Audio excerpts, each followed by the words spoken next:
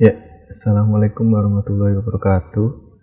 Nama saya Fahmi Nugroho Adiwasya, NPM 1808 10 10 065. Nah, di sini jurnal utama saya yaitu berjudul Klasifikasi Penyakit Tanaman Apel dari Citra Daun dengan Convolutional Neural Network. Ditulis oleh Andi Asrafil, Ardan Paliwang, M. Ridwan Dwi Septian, Margi Cahyanti, dan Erik Rahmat Swedia, yang diterbitkan di Jurnal Sebatik volume 24 nomor 2 2020. Lalu saya juga menggunakan jurnal pendukung yang berjudul Klasifikasi Citra menggunakan Convolutional Neural Network CNN pada Caltech 101, ditulis oleh Iwayan Suartika, EP, Arya Yudi Wijaya, dan Ruli Sulaiman. Diterbitkan di Jurnal Teknik ITS volume 5 nomor 1 tahun 2016. Nah, latar belakang dari jurnal saya adalah karena budidaya apel yang berlangsung setiap tahunnya dengan 2 kali masa panen itu menyebabkan pengendalian hama dan penyakit merupakan hal yang krusial dalam perkembangan tanaman apel. Untuk melakukan pencegahan, petani harus mengetahui penyakit apa yang mulai tampak pada tanaman apel, sedangkan kegiatan ini terkadang memerlukan pakar dalam menentukan penyakit apa yang sedang dilawan. Hal ini tentunya akan membutuhkan banyak waktu dan tidak efektif. Oleh karena itu, dibuatlah suatu program yang bisa mengenali jenis penyakit apa yang sedang dihidap oleh tanaman apel secara cepat. Masalah untuk mencegah tanaman apel dari hama, dilakukan upaya seperti penyemprotan setiap 1-2 minggu sekali. Selain itu, petani apel juga membutuhkan seorang pakar dalam menentukan jenis hama dan penyakit pada tanaman apel mereka. Namun, proses untuk mendatangkan seorang pakar membutuhkan waktu yang terlalu panjang, sehingga petani jarang menggunakan cara tersebut. Untuk mempersingkat waktu pengenalan hama dan penyakit inilah yang menjadi fokus utama pada penelitian ini. Tujuan dari paper ini adalah untuk menyelesaikan masalah di atas yang sudah saya sebutkan tadi dengan cara membuat suatu program yang nantinya bisa mendeteksi jenis penyakit apa yang sedang dialami oleh tanaman apel. Nantinya program ini juga bisa digunakan pada platform mobile sehingga untuk mengaksesnya para petani tidak perlu membutuhkan waktu yang panjang jika dibandingkan harus memanggil seorang pakar untuk datang ke perkebunan secara langsung. Penyakit yang bisa dideteksi adalah apel scab, apel black rot, apel rust, dan daun sehat. Di sini penelitian yang berkaitan ada 2, yaitu pertama, aplikasi pendeteksi penyakit pada daun tanaman apel dengan metode Convolutional Neural Network. Yang kedua, penerapan metode Convolution Neural Network untuk klasifikasi penyakit daun apel pada imbalance data. Nah, yang paper pertama, di penelitian ini, peneliti menggunakan metode CNN, Convolutional Neural Network, untuk dapat mengklasifikasikan jenis penyakit pada daun tanaman apel. Hasil yang didapatkan berupa aplikasi smartphone yang memiliki tingkat akurasi model pada data training untuk EPOS 50, 75, 100 sebesar 99,2% dan memiliki rata-rata loss model sebesar 0,063. Dari data testing didapat hasil untuk EPOS 50, 75, dan 100 menghasilkan rata-rata akurasi sebesar 94,9% dan memiliki rata-rata loss validasi sebesar 0,277. Berdasarkan aplikasi yang dirancang dengan akurasi model 99,4% dan akurasi validasi 97,8%, maka aplikasi ini berguna untuk mendeteksi penyakit apel dengan menggunakan citra daun apel. Lalu penelitian yang kedua, di makalah ini dilakukan klasifikasi penyakit pada citra daun apel. Di sini arsitektur CNN yang digunakan adalah arsitektur Inception V3 yang sebelumnya telah dibahas. Sebagian kecil dari pengaturan model CNN dengan melakukan penyetelan data pada hyperparameter, nilai dropout, ukuran batch, dan rasio set data.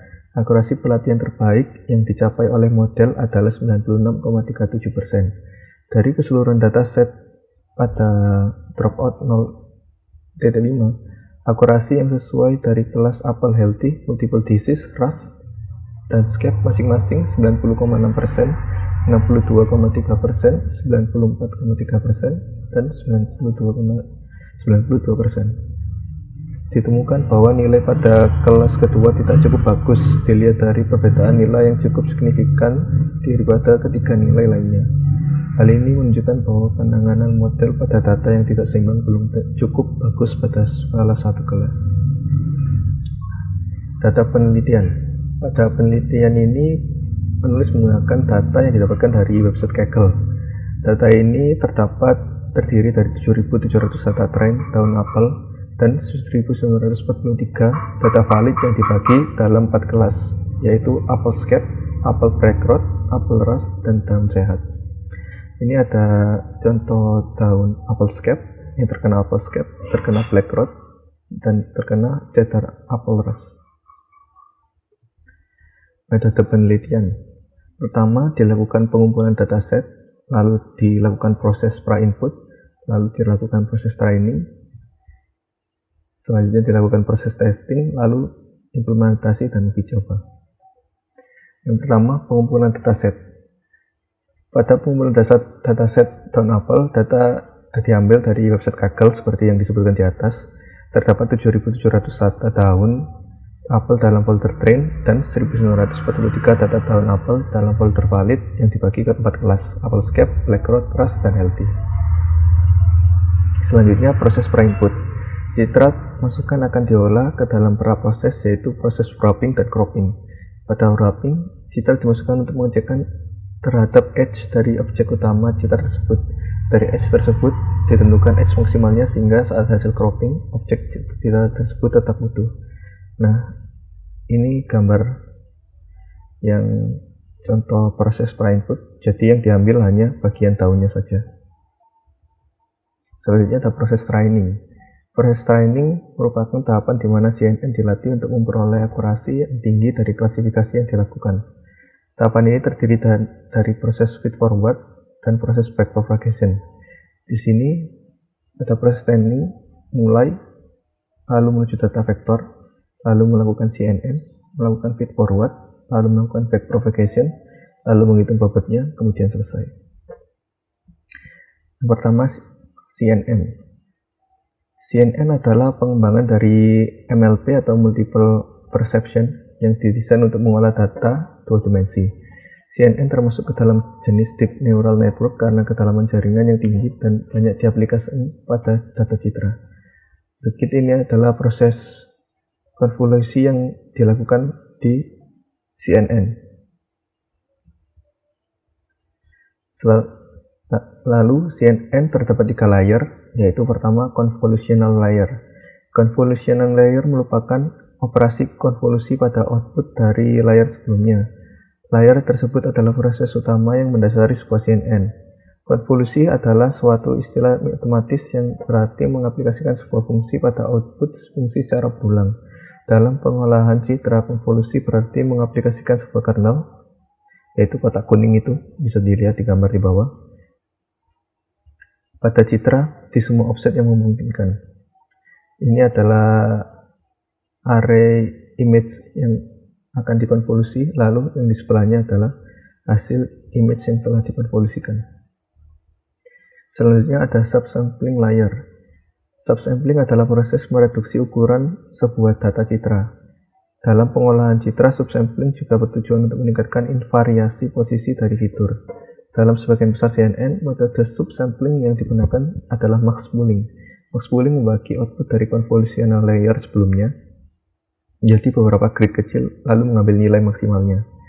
Jadi contohnya di gambar di bawah ini, yang bagian merah nilai maksimalnya adalah 6, bagian hijau adalah 8, bagian biru adalah 4, dan bagian kuning adalah 3. Jadi hasilnya adalah 6, 8, 3, 4, seperti gambar yang di sebelah kanan. Selanjutnya ada fully connected layer. Layer tersebut adalah layer yang biasanya digunakan dalam penerapan MLP dan bertujuan untuk melakukan transformasi pada dimensi data agar data dapat diklasifikasikan secara linear. Setiap neuron dari convolution layer perlu ditransformasikan menjadi data satu dimensi terlebih dahulu sebelum dapat dimasukkan ke dalam layer ini.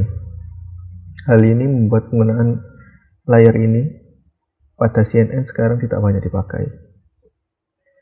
Selanjutnya dari proses training adalah proses feed-forward. Proses feed-forward merupakan tahap pertama dalam proses training. Proses ini akan menghasilkan beberapa lapisan untuk mengklasifikasi data citra yang mana menggunakan bobot dan bias yang telah diperbarui dari proses backpropagation. Tahap ini juga akan dilakukan kembali saat proses testing nanti. Selanjutnya ada proses backpropagation. Proses ini merupakan hasil proses dari feed-forward tadi yang ditrace kesalahannya dari lapisan output sampai ke lapisan pertama. Untuk menandai bahwa data tersebut telah ditrace diperoleh bobot dan bias yang baru. Bobot dan bias inilah yang nantinya akan dihitung dan proses training akan selesai. Setelah proses training, ada proses testing. Proses testing di sini merupakan proses klasifikasi menggunakan bobot hasil proses training. Proses ini tidak jauh berbeda, hanya saja proses ini tidak ada proses backpropagation setelah proses feed-forward, sehingga hasil akhir dari proses ini menghasilkan akurasi dari klasifikasi yang dilakukan, data yang gagal diklasifikasi, nomor citra yang gagal diklasifikasi, dan bentuk network yang terbentuk dari proses feed-forward. Dengan bobot yang baru, proses feed-forward diterapkan yang kemudian menghasilkan lapisan output. Lapisan output sudah fully connected dengan label yang disediakan. Hasil fully connected tersebut diperoleh data yang gagal dan berhasil diklasifikasi. Selanjutnya, tahap implementasi dan uji coba. Pada tahap ini dilakukan proses klasifikasi terhadap objek yang untuk mengetahui hasil deteksi yang ditampilkan oleh aplikasi. Apabila yang dihasilkan oleh aplikasi sudah sesuai dengan yang diharapkan, maka model yang digunakan pada aplikasi sudah benar. Akan tetapi, apabila yang dihasilkan tidak sesuai dengan harapan, maka dapat dipastikan bahwa masih terdapat kesalahan pada model yang dilatih. Keluaran sistem pada paper ini adalah sistem nantinya akan mampu mengenali ketiga jenis penyakit apel scab, apel backrot, apel rust, dan tentu saja daun yang sehat. Selanjutnya, hasil analisa dan uji coba. Berdasarkan hasil uji coba yang telah dilakukan, dapat dilihat bahwa aplikasi yang dibuat dapat berfungsi sesuai dengan yang diharapkan, sehingga dapat disimpulkan bahwa aplikasi ini telah bekerja dengan benar. Nah, ini adalah hasil dari grafik akurasi dan loss. Nah, hasil yang didapat dari tes akurasi yang diperoleh dari keseluruhan proses pelatihan yaitu sebesar 97,1%, jadi cukup tinggi. Nah, kesimpulannya, metode praproses dan metode klasifikasi dengan menggunakan CNN cukup handal untuk menentukan kebenaran dari klasifikasi citra objek. Hal ini terbukti dengan hasil akurasi sebesar 20% hingga 50%. Lalu, perubahan tingkat confusion tidak mempengaruhi hasil akurasi. Hal ini membuktikan bahwa klasifikasi menggunakan CNN relatif handal terhadap perubahan parameter yang dilakukan. Lalu, dengan menggunakan data training yang baik dan optimal, maka subset dari data training tersebut juga akan menghasilkan klasifikasi yang baik. Lalu, hasil dari final test akurasi yang diperoleh dari keseluruhan proses pelatihan yang telah dilakukan pada paper ini menghasilkan akurasi yang sangat tinggi, yaitu 97,1%. Sekian presentasi dari saya, kurang lebihnya mohon maaf. Assalamualaikum warahmatullahi wabarakatuh.